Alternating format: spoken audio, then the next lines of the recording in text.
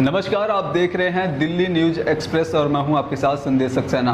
राजधानी दिल्ली में जरा सी बारिश क्या हुई, सरकार के विकास की पोल ही खुल गई। दिल्ली में आज सुबह से कई इलाकों में तेज बारिश हो रही है, जिसके चलते दिल्ली में जल भराव की समस्या शुरू हो गई है। ईस्ट और नॉर्थ दिल्ली के साथ साथ समस्या वेस्ट दिल्ली के उत्तम नगर इलाके में भी देखने को मिली, जहां बारिश के पानी और टूटी सड़कों के चलते आम जनता का हाल बेहाल हो चुका है। उत्तम नगर के बिंदापुर वार्ड में पानी इतना ज़्यादा भर गया है कि लोगों को घुटनों भर पानी में आना जाना पड़ रहा है। साथ ही ये हाल देखते हुए दिल्ली सरकार और नगर निगम की पोल खुल गई।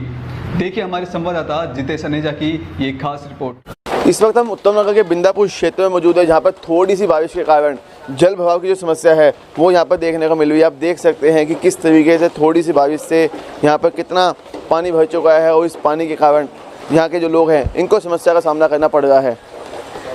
आप देख सकते हैं कि किस तरीके से साइकिल है वो भी आधी इसके अंदर डूब चुकी है। लोग आने जाने में इतनी समस्या महसूस कर रहे हैं कि वो कहाँ पे रह रहे हैं। अब सवाल यही उठता है कि क्या बारिश को लेकर सरकार की पहले से कोई तैयारी नहीं थी। आपको बता दें कि यहाँ के जो निगम पार्षद है वो राजीव कुमार हैं और यहाँ से जो विधायक है वो आम आदमी पार्टी से नरेश बालियान है। इन दोनों के होने के बाद भी यहाँ पे जो इस जल भराव की समस्या है वो क्यों नहीं कम हुई। उत्तम नगर के बिंदापुर वार्ड में बारिश के कारण जल भराव हो जाने के बाद राजनीति चालू हो गई है। आरोप प्रत्यारोप की राजनीति के चक्कर में आम जनता काफ़ी परेशान दिखाई दी है। इसी सिलसिले में हमने बिंदापुर वार्ड के समाज सेवी यशपाल सिंह तोमर से खास बातचीत की। क्या कुछ कहा उन्होंने, आइए देखते हैं। सबसे बड़ी विडंबना ये है कि यहाँ पे जो प्रतिनिधि चुने हुए हैं या आपसे पहले जो प्रतिनिधि रहे हैं उन्होंने अपने अधीनस्थ यहाँ क्षेत्र में छोड़े हुए हैं और उनकी वजह से यहाँ पे जो नालों की सफाई है, नालियों की सफाई है। आप आए हैं जनकपुरी से यहाँ तक चलते हुए, आपने भी खुद एहसास किया होगा जो नालों की सफाई होनी थी वो समय पर नहीं हो पाई है। इस कारण जल का भराव है। और ये थोड़ी सी बारिश हुई है, बारिश हुई कहाँ है, ये कल शाम से थोड़ी सी बरसात हुई है, उसमें सारी पोल इन लोगों की खुल रही है।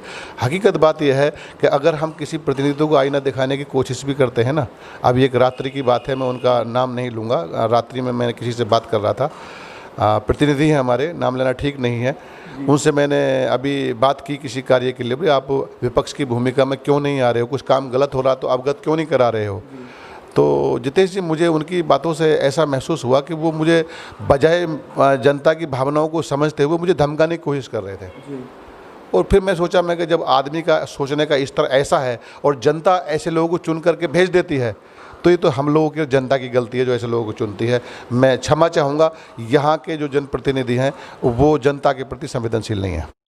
यशपाल सिंह तोमर ने निगम पार्षद विधायक पर निशाना साधते हुए क्या कुछ कहा, आइए देखते हैं इस रिपोर्ट में। एक जल बोर्ड और निगम ये दोनों ही मिलकर इस पर कार्य करना चाहिए। अब कहानी क्या फंस जाती है, जल बोर्ड जो है किसी दूसरी पार्टी की तरफ से इसमें बहुमत में है और दिल्ली सरकार अपना है ही जिनकी भी है।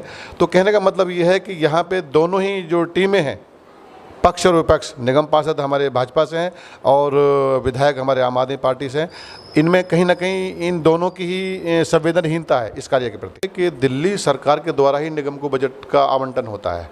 निगम का कहना यह है कि जो पर्याप्त रूप में जो हमें फंड मिलना चाहिए वो फंड दिल्ली सरकार नहीं दे रही है। दिल्ली सरकार भी हवाई फायर छोड़ रही है और उसके बाद में मैं निगम से भी ये अपील करता हूँ कि निगम के भी बहुत सारे फंड आने के स्रोत हैं, उसको भी अगर लेके चले तब भी ये काम, अगर 2 साल के बाद भी 5 साल के बाद भी अगर एक बार नालों की सफाई हो जाए तब भी इस पानी का इतना भराव ना हो। तो अवगत हैं, मैं पिछली बार जब आप आए थे तो मैंने यहाँ के रोडों को लेकर के आपको बातचीत चर्चा हुई थी हमारी आपसे। तो DSIDC के 2016 में इस कॉलोनी का 28 सड़कों का निर्माण के लिए धन आवंटन हुआ था। उसमें इन्होंने 2 सड़कें बनाई। 2 सड़कें बनाने के बाद जब हमको ये पता पड़ा, हमारे जो साथी लोग हैं, कि ये DSIDC ने इसका कार्य पूरा कर चुका, अब सड़कें नहीं बनेंगी, तो हम DSIDC के उच्चस्थ अधिकारियों से मिले और जो उनको इस बात से अवगत कराया तो उन्होंने बहानी नहीं है। ठेकेदार और यहाँ के जो अधीनस्थ जोड़े हुए हैं वो मिली भगत करके इसमें घोटाला करने के चक्कर में थे, जो अब की उजागर हो गया और DSIDC ने आश्वस्त किया है कि ये सड़कें हम बनाएंगे। आप हालांकि देखो 2016 में टेंडर हुआ था, 2016 के बाद में ये ढीले रहे, इनकी संवेदनहीनता ही कहूँगा। और अब ये 4-5 महीने से कोरोना काल आ गया, थोड़ा सा लेबर की प्रॉब्लम है, लेबर गांव भागी हुई है। हालांकि अब ठेकेदार, ऐसा लग रहा है कि ठेकेदार थोड़ा जल्दी में लेबर आ जाए और इस पर कार्य शुरू करें। ना गलत है, उल्टा है थोड़ा सा। दरअसल क्या है कि यहाँ की जनता भी एक ऐसी ही हो गई है कि जनता की जो मानसिकता गुलामी वाली रही थी अंग्रेजों के टाइम में, वही मानसिकता जनता की आज भी है। जनता ये जानते हुए कि हम जिसको चुनने जा रहे हैं वो 5 साल के लिए हमारे लिए क्या कार्य करेगा, हमारे जो क्षेत्र के कार्य हैं उन कार्यों में क्या वो खरा उतर पाएगा, नहीं, उस टाइम पे धन बल बाहुबल ये हावी होता है और लोग जो सीधे साधे लोग हैं वो इनके बहकावे में आकर के इनको वोट करते हैं और गलत लोग विधानसभा में, निगम में पहुँचते हैं। जो इनका टिकट का आवंटन करती हैं वो इतनी संवेदनशील होनी चाहिए कि जो ज़मीन पे चलने वाला व्यक्ति है, ज़मीन पे चलने वाला ग्रास रूट पे व्यक्ति जो गरीब की आवाज़ को सुन सके। ये धन बली बाहुबली ये क्या लोग ये बात सुनेंगे, तो लोग इनके पास जाने में डरते हैं। सवाल किया है केंद्र सरकार की तरफ से योजनाएं, बहुत सारी योजनाएं हैं, अगर यहाँ पे जो इनके जनप्रतिनिधि चुन करके आते हैं उन योजनाओं को जन जन तक पहुँचाएँ और उन योजनाओं को अच्छे से अमल में ला करके लोगों तक पहुंचा करके उसको क्रियान्वयन में लेकर के आएँ, तो हकीकत जनता की टेंशन बहुत सारी एकदम से ख़त्म होने का आसार है। और सबसे बड़ी समस्या यह है कि ये जब चुनाव जीत कर आते हैं तो इनका 2-2.5 साल 3 साल तक का इनका हनीमून पीरियड होता है कि हम चुनाव जीत गए। उसके बाद जब साल 1.5 साल निकलता है तो घर से निकलना शुरू कर जाते हैं। जैसे कि अब शुरू हो जाएगा, अब निगम के चुनाव आने वाले हैं, अब लोग शुरू हो जाएंगे कहाँ हमने ये किया, हमने वो किया। हकीकत बात यह है कि इनके कार्य के नाम पर बिल्कुल जीरो रहे हैं। के बारे में कह रहे हैं केंद्र सरकार के द्वारा, वो तो एक सरासर भाषण नहीं हो सकता, वो अमल में लाने के लिए होता है। और ऊपर से जो योजनाएं होती हैं, जो नीचे के इनके जो अधीनस्थ, मैं वही बात के लिए कह रहा हूँ, जो इनके प्रतिनिधि चुन करके आते हैं या जो पार्टी के कार्यकर्ता होता है उसको वो हर जनमानस तक पहुँचाए और उसको उसका ज्ञान का वर्धन करे कि यहाँ पर इसका उपयोग ऐसे होगा। बैंक की आपने बात की, बैंक में सीधा आदमी जाता है, चक्कर काट के आ जाता है। अभी उस जनमानस को इस बात का पता ही नहीं है कि इस 20 लाख करोड़ का आवंटन किस रूप में, किस लेवल पे, कहाँ किन किन क्षेत्रों में किया गया है, अभी जनता को यही मालूम नहीं है। अब जनता को तब मालूम होगा जो ये सोए हुए इनके प्रतिनिधि और जो पार्टियों से जुड़े हुए, संगठन के जो जुड़े हुए लोग हैं वो ज़मीन पर काम नहीं कर रहे हैं, सिर्फ और सिर्फ चापलूसी इनके अंदर भरी हुई है, उसके अलावा और कुछ भी नहीं है। और यही कारण है कि जनता तक वो मूल रूप से वो सुविधाएँ नहीं पहुँच पा रही हैं। मोदी जी जब आपने घोषणाएं करते हैं, मोदी जी जब अपने भाषण में बोलते हैं या कोई नेशनल लेवल का नेता जब अपने भाषण में देता तो सुनाई देता कि ये ऐसा होने जा रहा है, लेकिन ज़मीनी स्तर पर जो कार्यकर्ता जुड़ा हुआ वो कार्यकर्ता तक पहुंच नहीं पाता, आम जनमानस तक उन सुविधाओं को, उनके बारे में जानकारी देना पसंद ही नहीं करता और ना इनको खुद इनके पास जानकारी उतनी होती है। जैसे अभी आपने सवाल मेरे से किया, केंद्र सरकार या राज्य सरकार, केजरीवाल सरकार दिल्ली प्रदेश में है, जो भी ये स्कीमें बनाते हैं, जो भी ये जनता के हित में जो भी ये फैसले लेते हैं, वो सभी इनके प्रतिनिधियों को मालूम होते हैं। बस सबसे बड़ा कारण क्या है कि प्रतिनिधि उस जो बोला गया है ऊपर से, जो हाईकमान से जो इनको आदेश हुआ है, उस आदेश को ये आगे तक जनमानस तक नहीं पहुंचा पाते, वहाँ पे ये विफल हो जाते हैं। वो विकास कार्य को लेकर हुआ हो या कोई और जो जनता को आपके जो फ़ायदे होने वाले कार्यक्रम चलते रहते हैं उसके बारे में, ये वहाँ तक नहीं पहुँच पाते।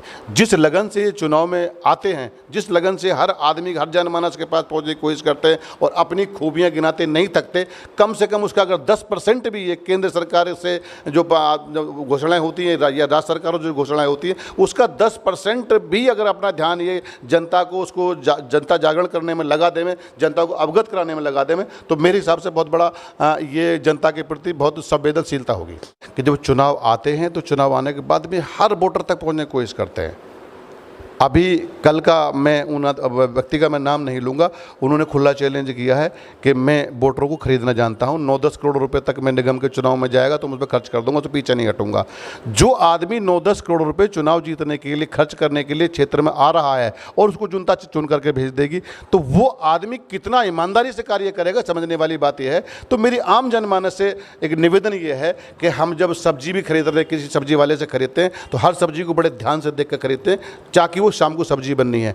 आप 5 साल के लिए अपनी ज़िंदगी किसी के नाम लिखने जा रहे हैं, अपने विकास को किसी के नाम लिखने जा रहे हैं, तो कम से कम ये भी जरूर सोचें कि जिसको आप वोट देने के लिए जा रहे हैं, जिसको आप चुनने जा रहे हैं, जो आपके 5 साल के भाग्य विधाता क्षेत्र का विकास का बनने जा रहा है, वो आदमी कैसा है, इस बात पे ध्यान दें। और इसमें वही दोषी नहीं है जो वोट हमसे मांगने के लिए आ रहा है, दोषी हम सब भी हैं कि हम ये नहीं देख पाते कि जिसको हम चुनने जा रहे हैं उसका इतिहास क्या है, वो आदमी कौन है, वो बाहुबली है नहीं है, कैसा आदमी है, इस बात पर हमें मंथन स्वयं को करना हो। बख्श देता है ईश्वर उनको जिनकी किस्मत खराब होती है, मगर वो हरगिज नहीं बख्शे जाते जिनकी नीयत खराब होती है। न तेरा एक होगा, न मेरा लाख होगा, न तारीफ तेरी होगी, न मजाक मेरा होगा। गुरु ना कर साहे शरीर पर ये तेरा भी खाक होगा और मेरा भी खाक होगा। ज़िंदगी भर ब्रांडेड करने वालों याद रखना, कफन का कोई ब्रांड नहीं होता। कोई रोकर दिल बहलाता है तो कोई हंसकर दर्द छुपाता है। क्या करामात है कुदरत की कि जिंदा इंसान पानी में डूब जाता है और मुर्दा तैर के दिखाता है। गजब की एकता देखी लोगों की ज़माने में, जिंदों को गिराने में और मुर्दों को उठाने में। न जाने कौन सी रात आखिरी होगी, न जाने कौन सी बात आखिरी होगी। एक दूसरे का कुशल क्षेम पूछते रहो यारो, न जाने कौन सी मुलाकात आखिरी होगी। धन्यवाद। इस रिपोर्ट में फिलहाल इतना ही। देश दुनिया की तमाम जानकारियों के लिए जुड़े रहें दिल्ली न्यूज़ एक्सप्रेस के साथ।